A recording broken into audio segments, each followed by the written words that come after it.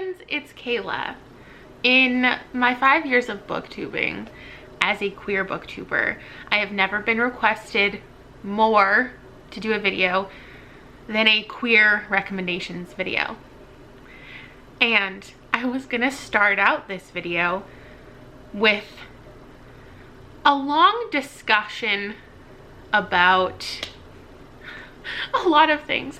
I'm uncomfortable.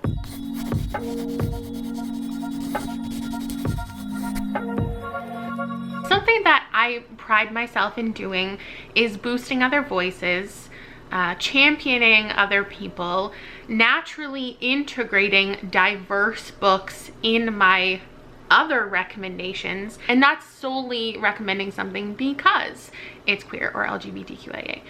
And I feel like I wanted to say all these things because I need to like disclaim a bunch of things. Like, I understand that you may not be comfortable with the term queer, and for people watching this who do not identify as queer or anywhere in the LGBTQIA plus umbrella, how to speak about queer books appropriately. I personally identify as queer. I use that word for myself rather than identifying me as pansexual or demisexual or ace or whatever. I have considered myself queer for the last like 15 years, and you can't tell me not to use that word, but I, as a queer person, have to recognize that other people don't feel comfortable with that umbrella term.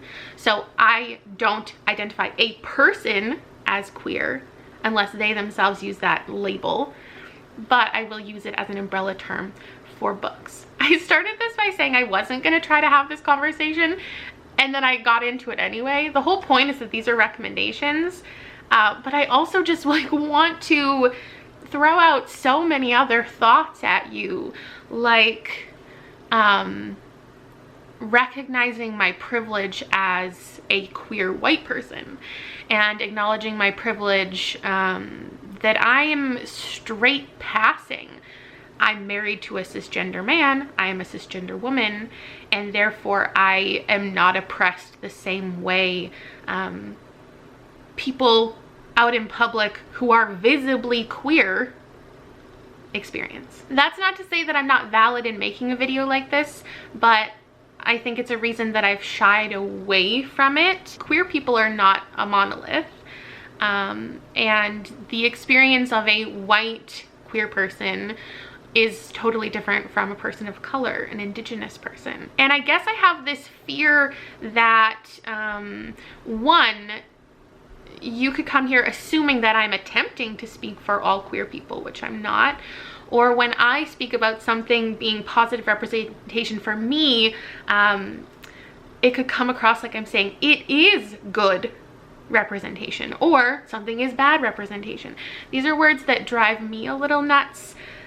In the bookish community in general, calling things good or bad representation, because like if the author is writing from their own experience, I think it's valid for you to talk about how something is positive representation for you, but speaking on the representation of something or the realistic qualities of a book that is like from an author's own perspective, I just think is a strange thing. I have no interest in being the person that you go to for queer recs, because I think that you start having a diverse reading experience by having a diverse subscription box, and that you should be looking for recommendations from lots and lots of people. Honestly, I also have this fear of like, I don't want to say cancel culture, because I think that that's all conversation for a different day or for a different person to have.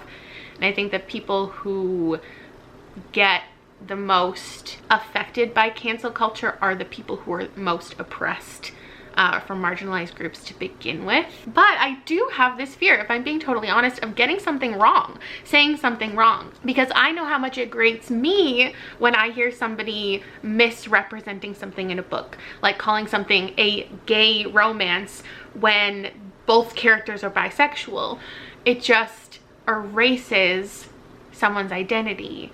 Or when a bisexual character is in a, say, male-female relationship and you call that character straight now, which is upsetting. Or all the times that I see things referred to as male-male when actually one of the characters is non-binary. So I think I naturally feel a trepidation to get everything perfect and exact and right, and make sure I don't accidentally use the wrong pronoun or use the wrong identifier for someone's sexuality or something. I know that it's so easy to just like make a mistake like that in a totally non-malicious way, and I know that I am capable of gently reminding those people, and I would hope that that's something that I would experience as well if I've got something wrong. But I also understand that nobody owes me a teaching lesson. Nobody owes me their emotional labor. And not just getting things wrong, but not being as well educated as I could be. Like, I just talked about in a video how I don't know how to pronounce this, if this is an initialism or an acronym, if it's BIPOC or if it's BIPOC. I think sometimes people come to booktubers videos and expect them to be all knowing about everything, know all of the words and know all of the everything, and I don't. There are some newer phrases that I don't know, too old or out of touch to know. This, I don't know. I know what it means. It means female, female. But I don't know if when it's written, I'm supposed to say female, female. Or if I'm supposed to say FF. Same with this.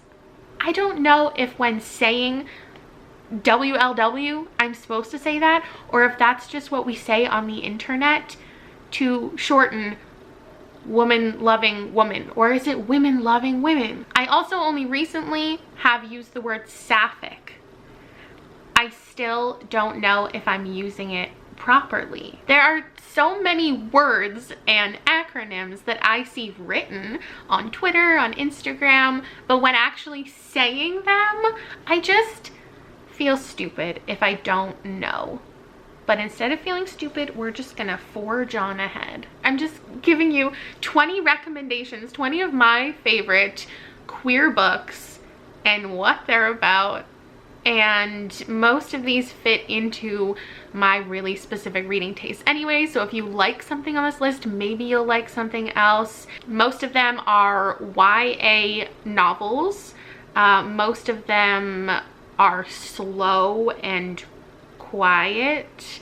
I don't know what I mean when I say quiet, but like emotionally I know what I mean. And slightly weird usually. If you wouldn't mind taking the time to recommend me something in the comments below, I would love any adult, queer, or LGBTQIA plus recommendations that aren't romance. Because as I was compiling this list, I did realize that most of them are teen designated. And I think that's because these types of books didn't exist when I was a teenager. So I love the representation of seeing myself and seeing my friends in high school in books. You've probably heard me talk about all of these books before, but here they are all in a nice little wrapped up gift. What? First one's Dress Codes for Small Towns by Courtney Stevens. This is my favorite book of all time. We're following Billy. I'm going to resist the urge throughout this video to correct the misunderstandings of a lot of these things because I do see Billy ID'd as gender fluid in some reviews. She's not. Her sexuality you could refer to as being fluid. I don't really remember if she identifies as bisexual or pansexual or even chooses an identifier in this book, to be honest. I identified with her because she is a tomboy. She at this age isn't into really girly things or what she understands to be girly things, and there's a lot of conversations about gender expression in this book. There's a lot of things going on in here. One of them is Billy deciding who she is most interested in. She is in love with her best friend who's a boy Woods, but she also discovers she has feelings for her other best friend Janie Lee, and then she's dating a couple other boys in the friend group. They're this hexagon of friends. They all are interested in each other. It's a very strange dynamic, but if you've ever experienced a dynamic like this, you know it's very realistic. Much like a lot of the books that I'm talking about, there is no plot, or at least the plot takes a back seat. I love character-driven books.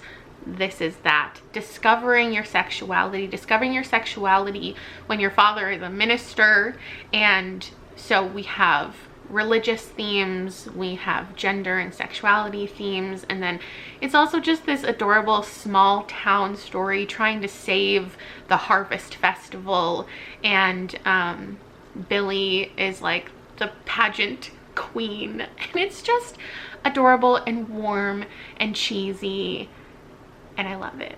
Next on my list is Girl Made of Stars by Ashley Herring Blake. We're following Mara, whose twin brother Owen has been accused of raping his girlfriend, and we're following the impact that has on the girl, also on Owen, also on Mara, and the entire family. Every time I talk about this book, I feel like it sounds like the focus isn't on the victim, when it completely is. It gives you a three-dimensional look at every single character and the impact that this has, but it in no way victim blames or is trying to humanize a villain. I think it's just a real, raw look at rape culture and consent.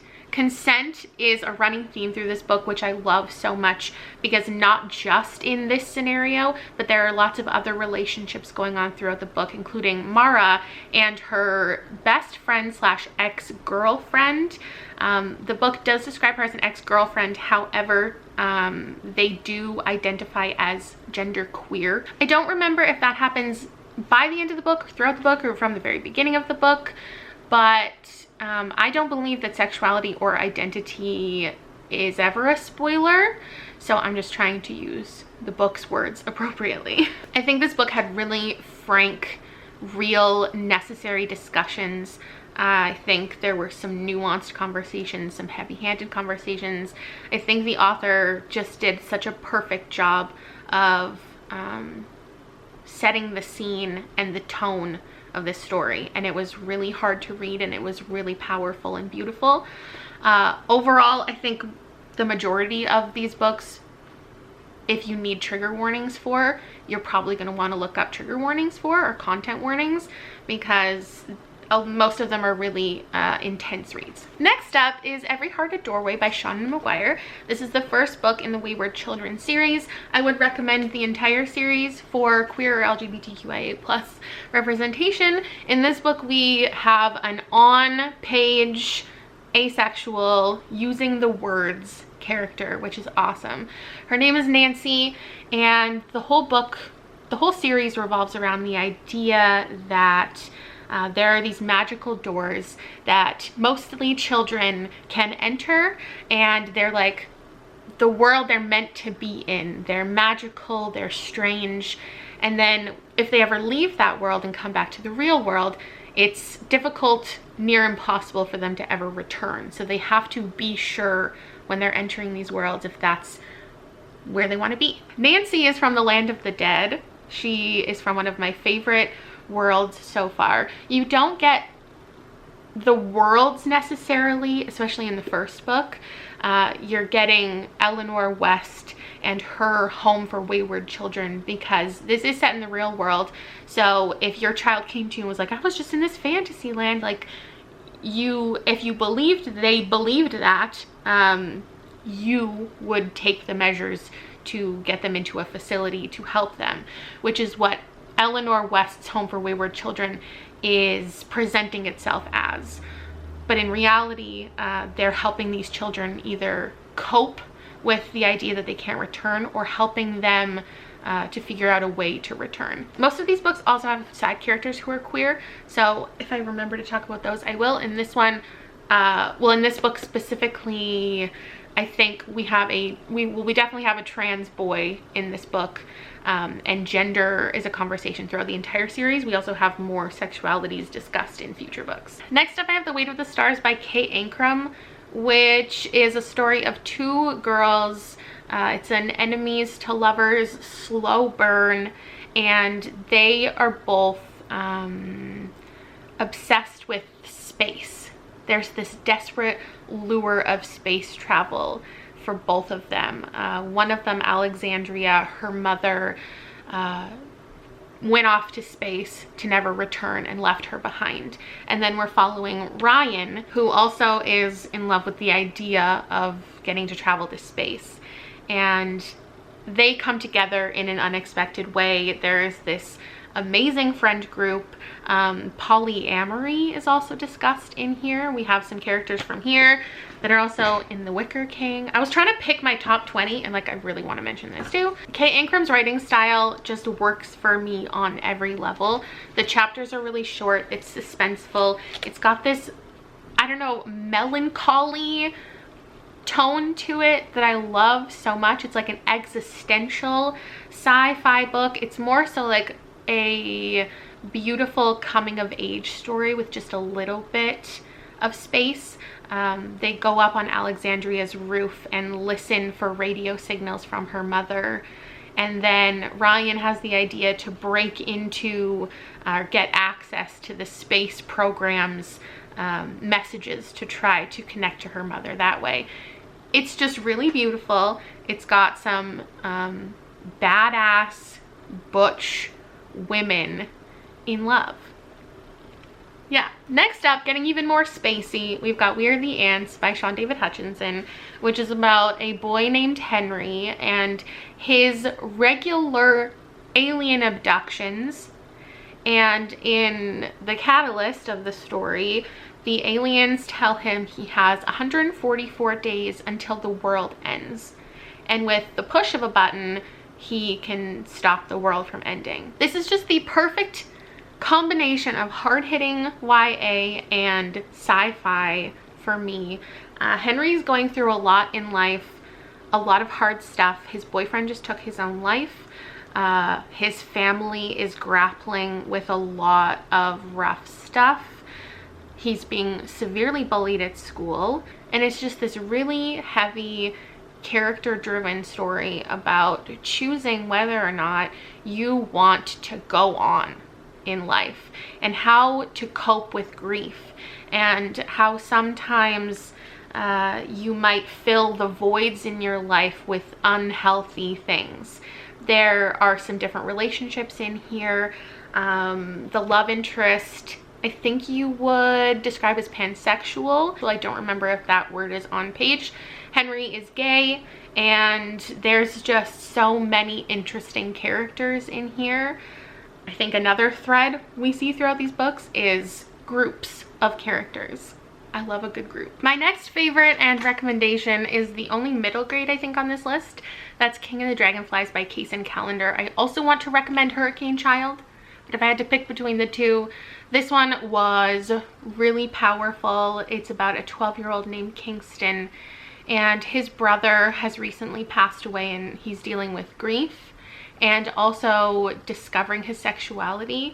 There is a boy who he's friends with, Sandy, who has just come out as gay, and their friendship is really messy because King doesn't know if he wants to be friends with him because of the way his family feels about gay people, and that makes it even harder for King, obviously, to tell them he might be gay. Basically, before his brother passed, there were a lot of influences in his life telling him that he shouldn't associate with people who are gay, or how being gay is even harder for people who look like him, and all of the microaggressions that he's seeing.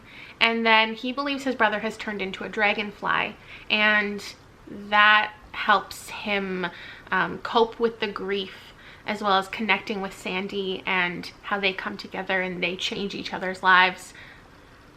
Just a little bit magical, really hard-hitting, fucking beautiful. Highly recommend. Next up, I have this little novella called The Empress of Salt and Fortune by Nevo. This is a story of resilience and rebellion, and the idea that wars are won by silenced and unnamed women. We are listening to a story told by this elderly woman named Rabbit to Chi, who goes by they, them, and she's telling them this story of the Empress Inyo and how Rabbit used to be a handmaiden to her. And oh, it's such a short book, so it's so easily just like spoil everything, but it's this Empress who was married into this family and then banished, exiled, and all of the things that happened while Rabbit was her handmaiden, and these amazing relationships, platonic and otherwise. Chi is a cleric, and it's less about their story and more about Rabbit and the Empress. But Chi is an amazing character, Rabbit is an amazing character, there's like talking animals and all of this strange stuff. This feels like such a classic story, the way that it's told. You could have told me this was written like hundreds of years ago and I would have believed you. Next up is my only like straight up romance contemporary on this list, and that's Tell Me How You Really Feel by Amina May Safi. This is a story of two strong, ambitious, not always likable women and them coming together. It's an enemies to lovers kind of thing. It's a moderately slow burn. Think like Rory and Paris from Gilmore Girls. Those types of strong personalities, and due to some misunderstandings and judgment assumptions from both sides, they don't get along, but they're forced together in this film class, and it's their relationship, and it's precious. We also have an equal amount of like family and cultural influence. There's representation for Jewish, Mexican, Muslim, South Asian, Persian, all that representation. They're both women of color. They both have expectations placed on them. And I think the balance of respecting culture and like fighting for yourself and your relationship, I thought that was amazing as an outsider. And also the commentary on misogyny and trying to get into a business that is really male dominated.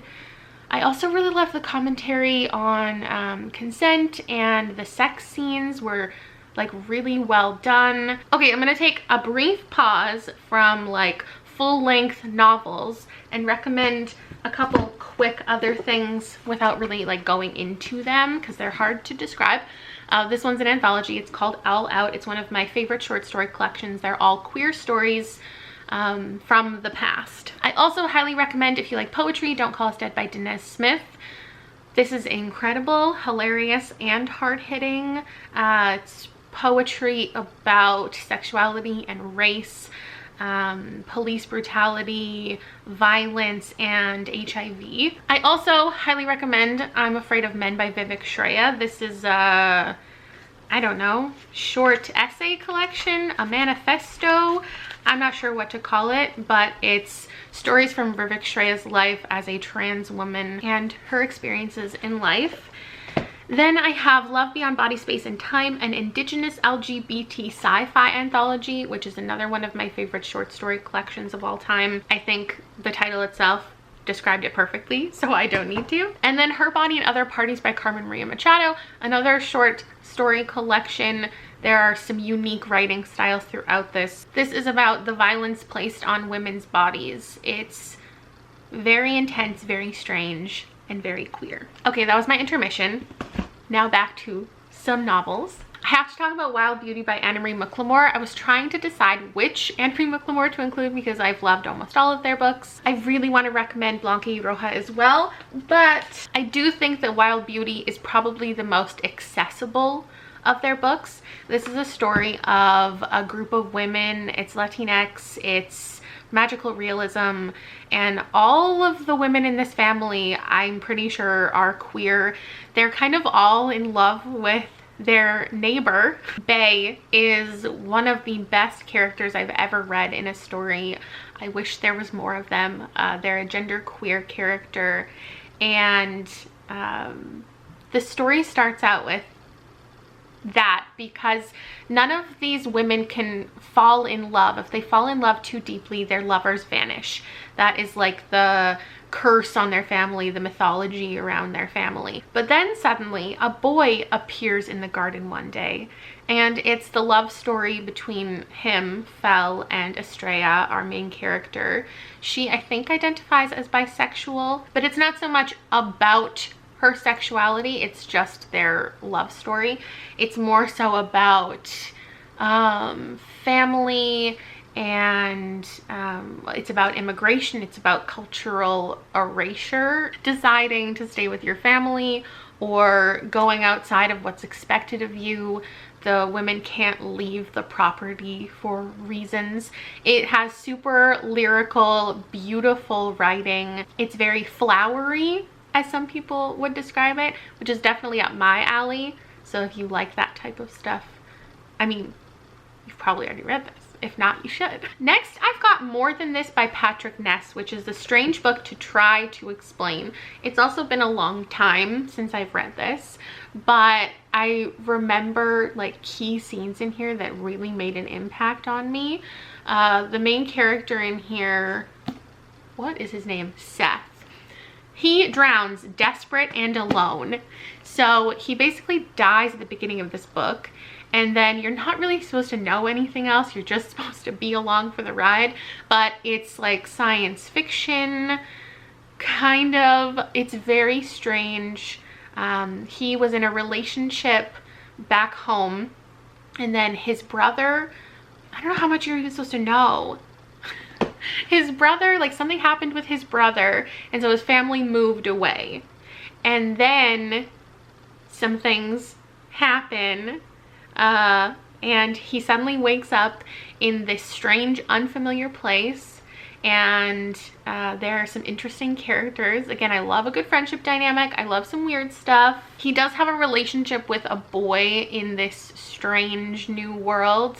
I don't remember how much of it is in the story. I feel like it's not so much about the relationship, but I mean, there is male-male relationship representation in here, and it's mostly just about this weird world and what Seth figures out. It's pretty hard-hitting. Again, reminds me a lot of like the tone of We Are the Ants, but go into it not knowing anything. Next, of course, I'm going to recommend Wilder Girls by Rory Power. I will not shut up about this book. It's literally perfect. It's a book with a bunch of queer girls in it. We have a solely female cast. They are at this all-girls like private school on an island, and then a tox comes and they have no more interaction with the mainland. People start dying. Animals are becoming mutated, as are the girls. It's body horror. There's strange things happening to them. They don't fully understand. They're just trying to survive. There's this boat that occasionally comes to deliver resources for the girls. And we have three main characters. We have Hetty, and we have a character named Byatt, and we have a character named Reese. And Hetty has complicated feelings for both of them. It's the perfect amount of relationship for like an apocalyptic type of story. Like, it doesn't take the main focus, but it is there and it's much appreciated. The story really kicks off when Byatt disappears or dies. We don't really know. And Hetty is determined to find out what happened to her, because some girls seem to be disappearing. So she pretty much risks it all to find out the truth. That's it. I could gush about this for so long, but I'll leave it at that. Read it. Next up, let's go full fantasy with Girls of Paper and Fire. This is a world where there are three like casts of people. There's demons, there's human demon hybrids who look like animals. It doesn't seem like something I would traditionally love, but for some reason the amount of world building, which some people might find lacking, I've heard, totally worked for me. Again, the focus is on the characters, character-driven story, where our main character Lay is chosen as a paper girl. She's from the paper cast, Traditionally, there's 8 every year who are chosen to become consorts to the Demon King. But she has been chosen as the 9th girl. She's done something to pique the Demon King's interest. She has beautiful golden eyes, and she has to become a servant, a sex servant to the king. The dynamic of all the girls living there is so interesting. There are some who believe this to be an honor. There are some girls who don't know what they've signed up for. There are some girls fighting against the whole thing. And it's about her standing up for her freedom, essentially. And there's a forbidden romance in here between her and one of the other consorts. And again, it's the perfect amount. The pacing of the relationship and the description of the relationship and where it takes them, I think, just is flawless. I love this book so much. I didn't love the sequel, but in general, like, I highly recommend, especially if you traditionally love fantasy. I'm sure the entire series would be amazing for you. And as far as specific representation, I don't think there are labels that either of the main girls use. I don't think in Wilder Girls either, just because, well, I could be wrong, but I think in books that are not contemporary, I think sometimes putting specific labels aren't necessary, or it might not even fit with the fantasy world they exist in. But just know, female-female relationships are abundant. Next up, my only, I guess you'd call this new adult on the list, is Black Iris. I don't even know if we're still using the term new adult, but this is like a sexy thriller, romance, dark, suspenseful story. I don't even know what to call this. Just contemporary. Like, it's just a story of this girl named Lainey, and people made a lot of assumptions about her, treated her poorly in the past, and she's out for revenge. This is one of my favorite descriptions of sexuality in a book, because Lainey doesn't even know how she's meant to label herself, nor does she really want to. She says she's pansexual, her sexuality is fluid, she doesn't really care to label herself, she's just into whoever she's into, and that happens to be these 2 people that appear to help her enact her revenge, named Armin and Blythe. None of them are likable characters in any way. This isn't the type of book that you're like rooting for the good people. It's all like you just detest everyone in every situation. It's got a really intense friendship and relationship in here. I don't know how else to just like talk about the plot itself, because it's just, I don't know, it's a lot of sex, it's a lot of drugs, it's a lot of just trying to get back at people, or talking about getting back at people. It's set in college, where Lainey is supposed to be getting a fresh start, but she can't.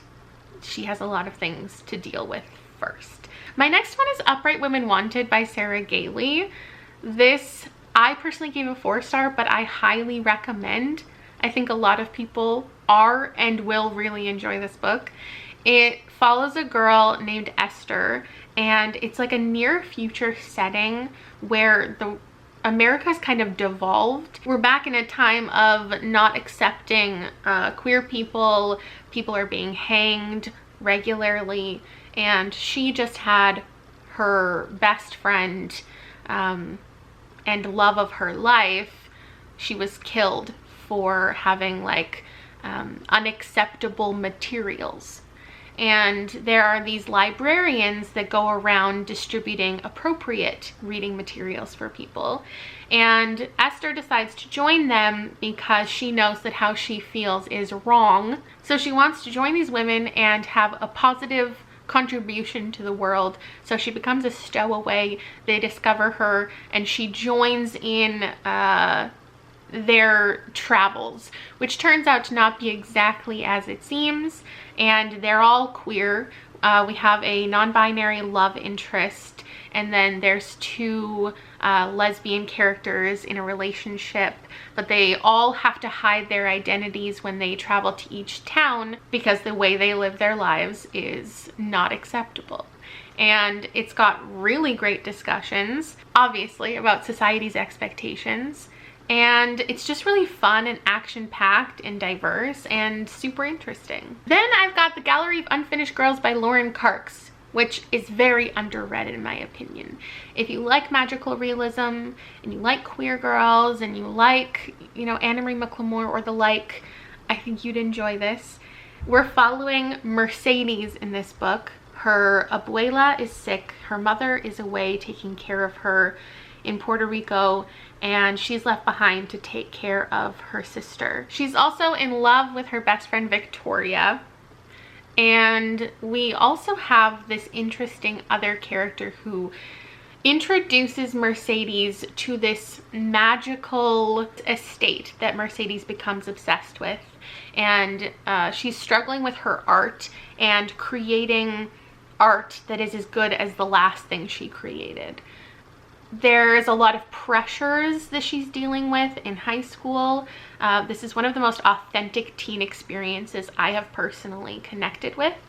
And romance is not the central focus of this. It's just Mercedes discovering her bisexuality, deciding what she wants to do in life and what she wants to do relationship-wise. But there isn't like a relationship to root for. It's not a romance, and I think that's important because not all queer books need to have a queer ship. Her sexuality is still just as valid, even regardless of who she's interested in or if she's interested in anybody at all. I really enjoyed that book. I really enjoyed all of these books. They're my most recommended queer books. And then let me throw a couple honorable mentions just because I have to. I also really wanted to recommend This Is How You Lose the Time War. If you're into short science fiction things, I highly recommend Summer of Salt by Katrina Leno. This one, sorry, is Amal El Motar and Max Gladstone. This one, A Little Bit Magic. Also highly recommend The Last Poets of the Sea by Julia Drake. Just seaside, ocean, queer characters really works for me. Oh, so also Sawkill Girls would fit into that. I think I might have recommended all of those in my like magical island overly specific recommendations video. And then also there's something to be said about books that you interpret as queer that aren't necessarily on page. So let me recommend Girls Burn Brighter by Shobha Rao. It's not said that these characters aren't queer, but I think you can interpret this as being a friendship that they're fighting for or a relationship that they're fighting for. Either way, your interpretation of a book is good, and that's mine. So check this one out. And that's it for my current favorite queer recommendations. I hope I gave you enough information to decide if you want to read them. I would love, again, your recommendations down below, especially for me, adult non-romance ones, especially thrillers. Thriller mystery books is the genre that I read the most, that is the least diverse for me. I know they're out there. I know there's this whole thing right now. Well, there's always this thing about nobody's talking about this on BookTube. Especially with like female-female relationships right now, people are saying it's really underrepresented. People aren't talking about it. People are, you need to look for it. And clearly I have not been looking for diverse thrillers as well as I could. So if you would like to take the time to put that in the comments down below for me, I would appreciate it. But also I will just make a point to look for that myself more in the future. Anyway, that's it. I feel like this is really long. Thank you for watching. Yeah, I'll put some links down below for other queer resources for you. Bye.